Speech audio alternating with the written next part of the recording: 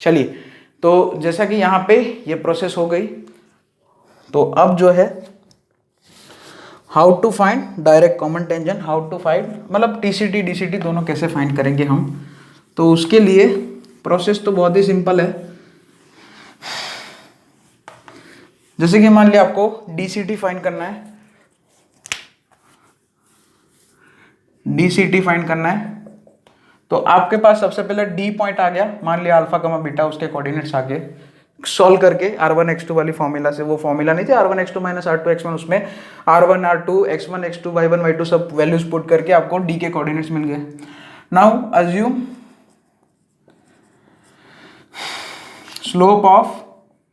Slope of डीसीटीज m, ठीक है। तो स्लोप पॉइंट फॉर्म यूज करके टेंजेंट का इक्वेशन लिख दो, y minus beta is equal to m into x minus alpha. और कोई भी एक सर्कल सिलेक्ट करो, जैसे कि मान लिया आप सर्कल 1 सिलेक्ट कर रहे हो तो उसका रेडियस R1 होगा, ठीक है, और सर्कल 2 सिलेक्ट कर रहे हो तो उसका रेडियस R2 हो जाएगा।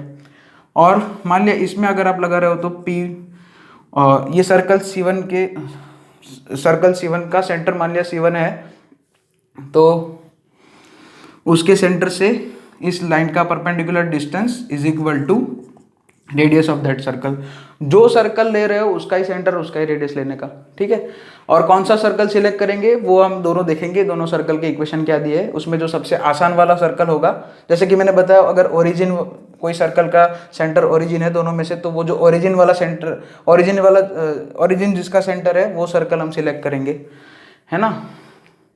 और दोनों ही सर्कल अगर ऐसे नॉर्मल सर्कल है तो फिर तो कोई भी सिलेक्ट कर सकते हैं, है ना। तो फिर दोनों में से कोई एक सर्कल सिलेक्ट करके इस लाइन के लिए P is equal to R condition लगा देंगे। कौन सी कंडीशन है ये, क्या कंडीशन है, P is equal to R, tangency condition, बहुत टाइम पहले पढ़ाई है ये टेंजेंसी कंडीशन, आपको बहुत पहले पढ़ा चुका हूँ मैं, है ना। कोई लाइन अगर किसी सर्कल का टेंजेंट होती है तो ये कंडीशन होती है बस। तो फिर यहाँ पे टेंजेंसी कंडीशन लगाओगे तो m की 2 वैल्यूज मिलेगी, m में क्वाड्रेटिक आ सकता है और वो क्वाड्रेटिक को सॉल्व करोगे तो 2 वैल्यू मिलेगी। सिमिलरली टीसीटी के लिए भी यही काम करेंगे। जैसे मान लिया टीसीटी के लिए t के कोऑर्डिनेट्स आपने निकाले, t ऑफ गामा डेल्टा आया, फिर से वही अज्यूम टीसीटी का equation y minus delta is equal to m into x minus gamma, और फिर इसमें भी वही सेम चीज, दोनों में से किसी एक सर्कल को सिलेक्ट करके टेंजेंसी उस सर्कल के लिए, उस सर्कल और ये लाइन पे टेंजेंसी कंडीशन लगा देंगे, ठीक है। तो एक क्वेश्चन कराता हूँ, तब जाके इसमें थोड़ा पता चलेगा आपको। तो एक क्वेश्चन नोट डाउन करते हैं हम। Find all common tangents to the circle. ये तो अभी फर्स्ट केस हुआ है खाली, वैसे ये फर्स्ट केस है, जो ये कॉमन टेंजेंट्स का जो टॉपिक है उसमें जो फर्स्ट केस है वही ज़्यादा इंपॉर्टेंट है, उसमें ज़्यादा कैलकुलेशन वगैरह है, 4 टेंजेंट है ना इसलिए। चलो, find all common tangents to the circles, find all common tangents to the circles. First circle x square plus y square minus 2x minus 6y plus 9 is equal to 0।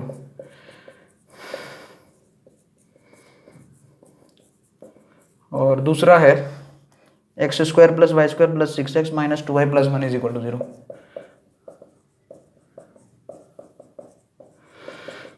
तो सबसे पहले तो दोनों सर्कल, जैसे मान लिया इसको फर्स्ट सर्कल बोल दिया, तो इसका सेंटर और रेडियस, फर्स्ट सर्कल का सेंटर 1,3 और रेडियस करके वो under root g square plus x square minus c करोगे, g square plus f square minus c करोगे अंडर रूट करके 1 प्लस 9 माइनस 9 तो 1 आएगा, ठीक है।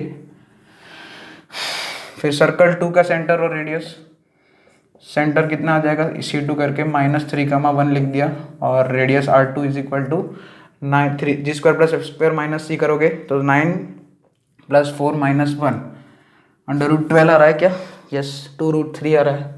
एक मिनट सर, यस अंडर नहीं यहाँ पे +1 है ना, सॉरी।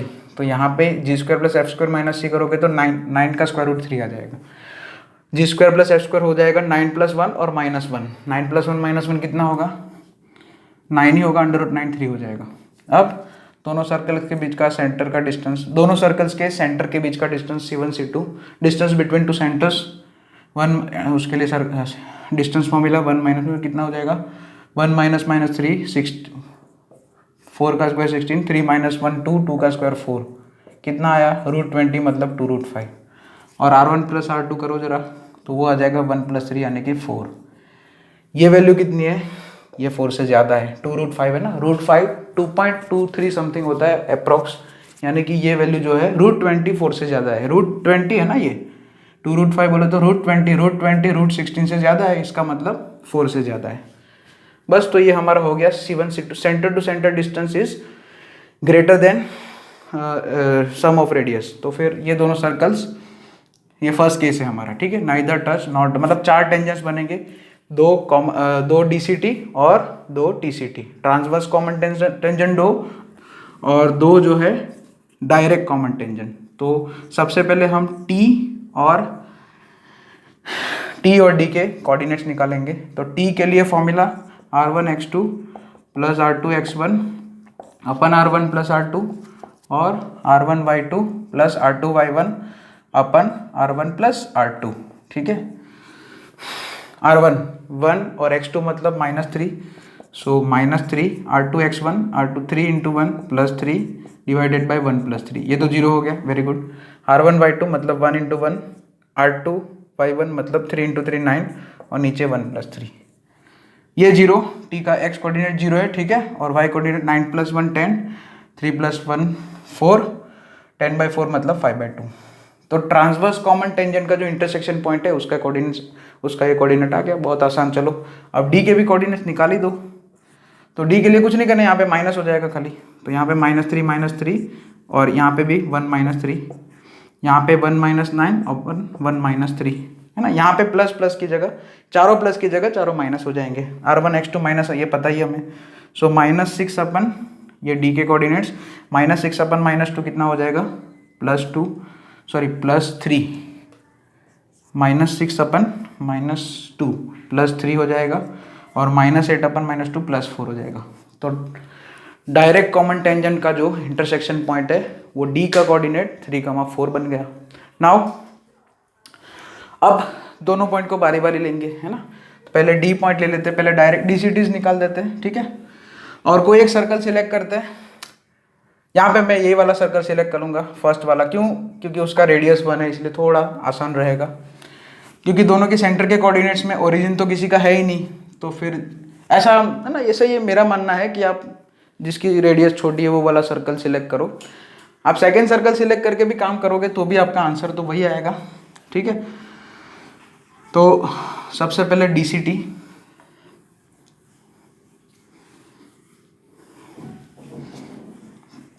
तो उसके लिए D के कोऑर्डिनेट्स क्या है, D ऑफ 3 4 है। मैं सर्कल फर्स्ट सिलेक्ट कर रहा हूँ इसलिए उसके सेंटर और रेडियस लिख देता हूँ। रेडियस कितना था 1। अब क्या करते हैं, हमारे दोनों DCTs इस पॉइंट में से पास कर रहे हैं, मतलब हमारे मान लिया उस दोनों DCTs का ऐसे है ना स्लोप m है, तो m स्लोप और 0.34 है, स्लोप पॉइंट फॉर्म से दोनों ही डायरेक्ट कॉमन टेंजेंट्स के इक्वेशन लिख दिए इन फॉर्म ऑफ m। वहाँ पे m अननोन है, वो m अननोन निकालने के लिए p = r करेंगे ये सर्कल के लिए। सो y - 4 = m × x - 3, y - y1 = m × x - x1। सो यहाँ पे क्या बनेगा, mx - y - 3m + 4 = 0। तो ये जो लाइन है इस सर्कल का टेंजेंट अगर है तो P = r करेंगे। P मतलब सर्कल के सेंटर का इस लाइन से डिस्टेंस, परपेंडिकुलर डिस्टेंस है ना, perpendicular distance from centre of circle to the line = radius of that circle. और क्योंकि हमने यहाँ पे फर्स्ट सर्कल सिलेक्ट किया है इसलिए यहाँ पे सर्कल का सेंटर ये लेंगे, यानी कि मॉड लगा दो इस पॉइंट से इस लाइन का परपेंडिकुलर डिस्टेंस m - 3 है ना, x = 1 y = 3 पुट करो, -3m + 4, ठीक है, डिवाइडेड बाय क्या हो जाएगा √1 + m²। Divided by under root 1 plus M square is equal to radius of circle कितना है 1। अब यहाँ पे ये m में एक क्वाड्रेटिक आएगा, उसको सॉल्व करना पड़ेगा। m माइनस 3m कितना होगा -2m, और -3 + 4 कितना हो जाएगा +1, है ना। तो यहाँ पे 1 - 2m का whole square is equal to 1 + m square. दोनों साइड मैंने स्क्वायरिंग भी कर दिया। स्क्वायरिंग करोगे, इसको सॉल्व करोगे तो आपको m में क्वाड्रेटिक मिलेगा, वैसे दिख रहा है। तो 1 - 4m + 4m स्क्वायर। ध्यान से एक बात याद रखना, अगर दोनों साइड से अगर m स्क्वायर वाला टर्म कैंसिल आ जाता है, यानी कि आपका क्वाड्रेटिक तो बन रहा है लेकिन उसमें m स्क्वायर का कोफिशिएंट अगर 0 हो रहा है, तो इसका मतलब ये समझने का कि एक जो स्लोप, एक उसमें m इज इक्वल टू एक स्लोप का वैल्यू, एक टेंजेंट के स्लोप का वैल्यू इन्फिनिटी है। तो मतलब एक स्लोप, एक जो टेंजेंट है आपका वो वर्टिकल टेंजेंट है, लेकिन वो अभी यहाँ पे तो नहीं, एक दूसरे केस में हो रहा है शायद। तो ये हो जाएगा 1 + m स्क्वायर, 1 से 1 कैंसल, ठीक है। अच्छा ठीक है, यहाँ पे आंसर्स में मैच कर लेता हूँ, यस ओके। तो एक स्लोप तो 0 आ रहा है, यहाँ पे एक स्लोप 0 आएगा, क्योंकि देखो अच्छे से यहाँ पे 3m स्क्वायर, एक काम करो ये m स्क्वायर को इधर भेजा, 4m को, अब 4m को उधर ही रखो, और फिर दोनों में से m कॉमन निकालो, तो m into 3m - 4 is equal to 0। ये आसान क्वाड्रेटिक बन रहा है, तो m की वैल्यू या तो 0 या तो 4/3। देखो 2 m की वैल्यू आई, यानी कि 2 DCT के स्लोप आ गए। अब कुछ नहीं करना है, m का वैल्यू इधर रख दो, m is equal to 0 put करो, तो एक स्लोप का एक DCT का इक्वेशन आ जाएगा। तो यहाँ से आपको DCT का इक्वेशन मिलेगा, m is equal to 0 put करके इधर ही पुट कर दो, 0 सीधा इधर ही पुट करो, तो y - 4 इज इक्वल टू 0। ये हॉरिजॉन्टल टेंजेंट है, ठीक है, एक DCT हॉरिजॉन्टल टेंजेंट है, हॉरिजॉन्टल लाइन है मतलब। और m का वैल्यू 4/3, चाहे इधर पुट करो, चाहे आप जो है स्लोप 4/3 और 0.34 है, तो वो हमारी वाली शॉर्टकट भी यूज़ कर सकते हैं। 4x याद है ना, 4x - 3y ऐसे, क्योंकि स्लोप 4/3 है इसलिए 4x - 3y कर दिया, और इसी एक्सप्रेशन में ये पॉइंट के कोऑर्डिनेट्स लिख दो। सो 3 4 = 12, 4 3 = 12, तो 0 आ जाएगा। तो दोनों ही DCTs के इक्वेशन ये है, एक है y = 4 या y - 4 = 0, और दूसरा DCT है 4x - 3y = 0। अब TCT निकालेंगे, है ना। ट्रांसवर्स कॉमन टेंजेंट के लिए T पॉइंट हमने निकाला था 0,5/2, उसके लिए फिर यही सेम प्रोसेस रहेगी, ठीक है। ट्रांसवर्स कॉमन टेंजेंट में खाली बस पॉइंट चेंज हो जाएगा, प्रोसेस यही रहेगी, है ना। P = R ही करेंगे और इसी में करेंगे। यहाँ पे y - 5/2, x - 0 मतलब mx ही लिख दूँ, ठीक है। स्लोप पॉइंट फॉर्म से दोनों ही TCTs के इक्वेशन हो गए, और यहाँ पे थोड़ा सॉल्व करना पड़ेगा। अब आगे जो है थोड़ा काम करते हैं, ठीक है। mx - y + 5/2 is equal to 0 ऐसे लिख सकते हैं, ठीक है। अब सर्कल हम फर्स्ट ही सिलेक्ट करेंगे और उसी पे जो है हम टेंजेंसी कंडीशन लगा देंगे, P = R। So perpendicular distance from this centre to this line क्या हो जाएगा, mod m - 3 + 5/2 whole divided by under root 1 + m square. Radius कितना है, 1 है। तो यहाँ पे थोड़ा सॉल्व करेंगे, तो m यहाँ पे 6 - 1/2, m - 1/2 whole square is equal to 1 + m square. Squaring भी कर दिया दोनों side, under root 1 + m square को उधर भेज के मैंने स्क्वायरिंग भी कर दिया दोनों साइड। स्क्वायरिंग करो, so m square minus m, 2a भी करोगे तो इधर m आएगा, मिडल टर्म -m आएगा सॉरी, और +1/4 is equal to 1 + m square. Yes देखो मैंने अभी बोला था ना, एक केस में ऐसा हो रहा है कि m क्वाड्रेटिक बन रहा है लेकिन m स्क्वायर वाला टर्म जो है कैंसिल हो रहा है, देखो।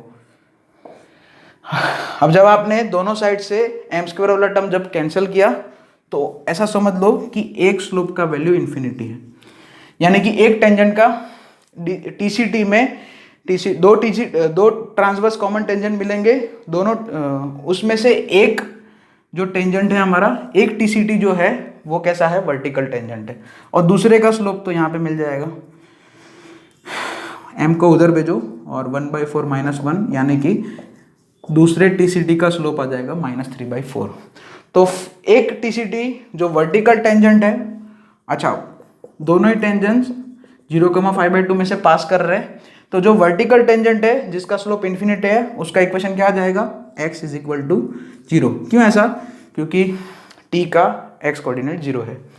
अब दूसरा TCT जिसका जो स्लोप है -3/4 है, पॉइंट क्या है 0,5/2 और स्लोप क्या है -3/4।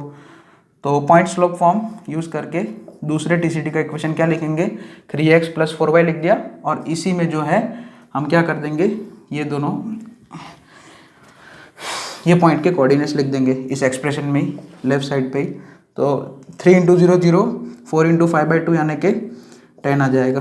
तो दूसरे टीसीटी का इक्वेशन ये आया, है ना। सेकंड ट्रांसवर्स कॉमन टेंजेंट का इक्वेशन 3x + 4y = 10, और फर्स्ट जो टीसीटी है वो वर्टिकल कॉमन टेंजेंट है, सॉरी वर्टिकल है लाइन, वर्टिकल हो रहा है क्योंकि उसका स्लोप इन्फिनिटी। और ये आपको सिखाया गया था बहुत पहले कि अगर ऐसे सॉल्व कर पी पॉइंट ऑफ टेंजेंसी का आप कंडीशन निकालो तो वैसे आपको, क्योंकि सर्कल यहाँ पे क्या है, सर्कल के बाहर का पॉइंट है ना, पॉइंट जो है सर्कल के बाहर है, तो सर्कल के बाहर के पॉइंट से आपको अब जो है दो ही टेंजेंट है ना, एक टेंजेंट नहीं ड्रॉ कर सकते। ऐसा नहीं सोचेंगे सर यहाँ पे m का तो एक ही वैल्यू आ रहा है इसलिए एक ही टेंजेंट मिलेगा, नहीं। अगर आप यहाँ पे m में क्वाड्रेटिक बनता हुआ दिखाई नहीं दे रहा है, यानी कि वैसे तो बन रहा था लेकिन स्क्वायर वाला टर्म जो है वो कैंसिल हो गया, यानी कि स्क्वायर वाले टर्म का कोएफिशिएंट 0 हो गया। अगर ऐसा कुछ होता है तो हम ये सोचते हैं कि उस पॉइंट से वो सर्कल के ऊपर एक जो टेंजेंट है वो वर्टिकल टेंजेंट है, यानी कि उसका स्लोप इन्फिनिटी है। जब ऐसे m² जब दोनों साइड से कैंसिल हो जाए तो यहाँ पे समझ लो कि एक टेंजेंट का स्लोप इन्फिनिटी है और दूसरे टेंजेंट का स्लोप आगे चल के सॉल्व होके ये मिल रहा है, क्योंकि m² कैंसिल हुआ तो फिर लीनियर m में लीनियर इक्वेशन आएगा, तो m का एक वैल्यू तो आएगा, तो एक वैल्यू जो आएगा वो तो टेंजेंट का स्लोप आ गया, और जो दूसरे टेंजेंट का स्लोप है वो इन्फिनिटी होगा, यानी कि एक टेंजेंट हमारा वर्टिकल टेंजेंट होगा जब ऐसे m² कैंसिल होता है तब। ये आपको सिखाया गया था।